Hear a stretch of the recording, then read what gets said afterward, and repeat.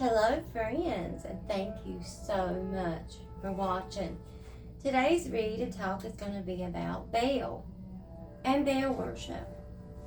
Now, Ahab, he was the husband of Jezebel, and Jezebel brought the Baal worship into Israel about the 9th century BCE, and she got everybody all into the worship, into the lewdness in front of people, the lewd acts, the homosexuality, the child sacrifice, anything that's in that category of what they did, the lewdness and the child sacrifice and all the rituals and all the evil stuff they did. But Jezebel was the one who brought it into Israel about the 9th century.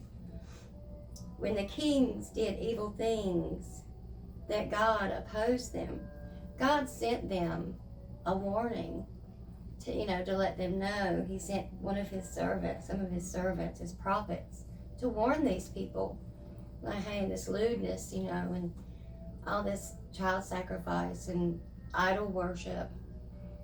I'm going to see if I can say the word idolatry. That word is hard for me to say. I think I said it right. But it was just rampant. And he sent servants, messengers, to warn those people, the kings and the people, to cut that out, but they didn't. So they got destroyed. And that's the part of the Bible I would like to read to you today. It's in 2 Kings. And it's, chapter 10. And I'm going to start... I guess the best place to start would be chapter 10 and verse 17 in 2 Kings. A lot of people are like, well, where do you find Baal in the Bible? There's a lot of places, but this one tells you like a lot of the story. I don't think nowhere tells you the whole story, but it tells you so much information if you go into 2 Kings. And this is verse 17. And when he came to Samaria, and when I'm saying he, this is all done by Jeremiah, but he's talking about, I got Jehu, that's how you pronounce it. It's spelled Jehu, but it's pronounced Jehu.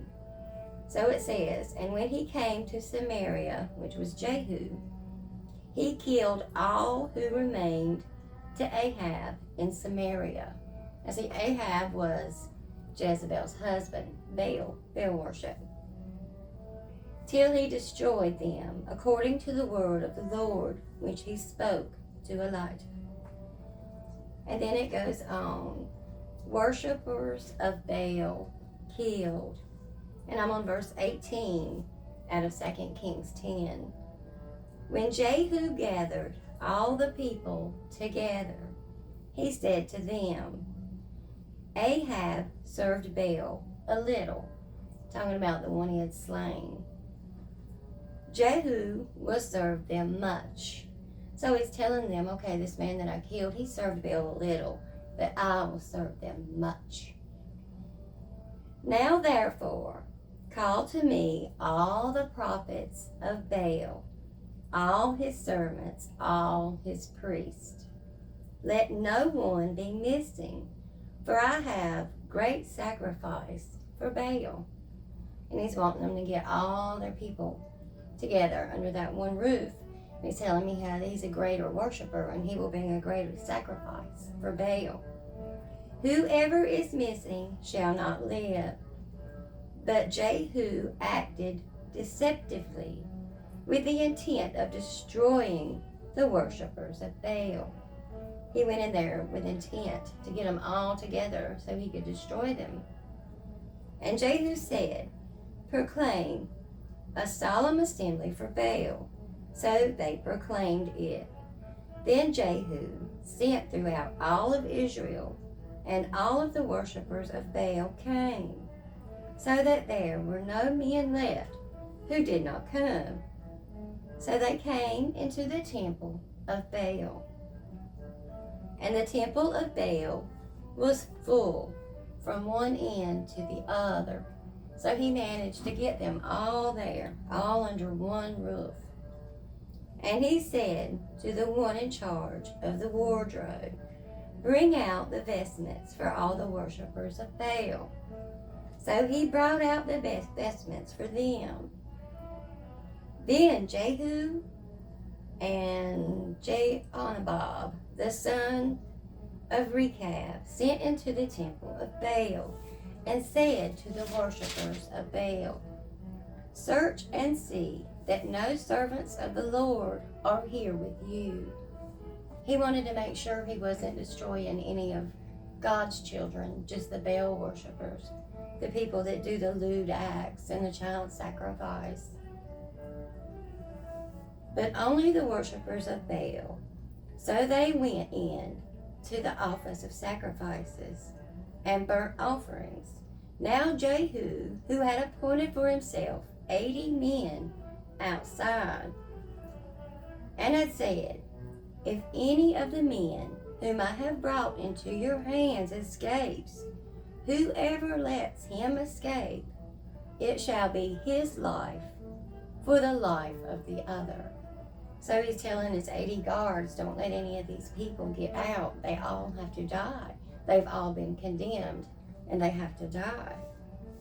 Now it happened, as soon as he had made an end of offering the burnt offerings, that Jehu said to the guard and to the captains, "Go in and kill them, and no one will come out." And they killed them with the edge of the sword. Then the guards of all the officers threw them out and went into the inner room of the temple of Baal. And they brought the sacred pillars from the temple of Baal and burnt them. Then they broke down the sacred pillar of Baal and tore down the temple of Baal and made it a refuse dump to this day.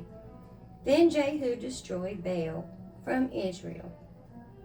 However, Jehu did not turn away from his sins of Jeroboam the son of Nebat, who had made Israel sin. That is, from the golden calves that were in Bethel and Dan. And that's what they worshipped, was the golden calves. They destroyed everything. But Jehu didn't want to get rid of the golden calves, and he still had bad stuff in his heart. Even though he did God's work, he did what he was sent there to do. But he still had badness in his heart. So he still liked the idols, the idolatry. I'm getting better at saying it. I have a really hard time with that. Even my daughter laughs at me. She said, "Mama, that's not how you say that." But I think I finally got it now. Idolatry. But Jehu took no heed to walk in the law of the Lord, God of Israel, with all of his heart, nor did he take part in the sins of Jeroboam, who made Israel sin. So he didn't do either one. I mean, he did his duty there, what he was sent to do. And this is a footnote that I found on the side, and I would like to read it for you. King Jehu drastically reformed society. He spoke out against practices that disregarded God's law and called the people back to God's standards. He killed wicked Ahab's household and the prophets of Baal. Although he led the way in these reforms, he failed to finish the job. He did not remove the idols set up in Dan and Bethel. But wow, that's such a interesting story. Wow, thank you so much for watching.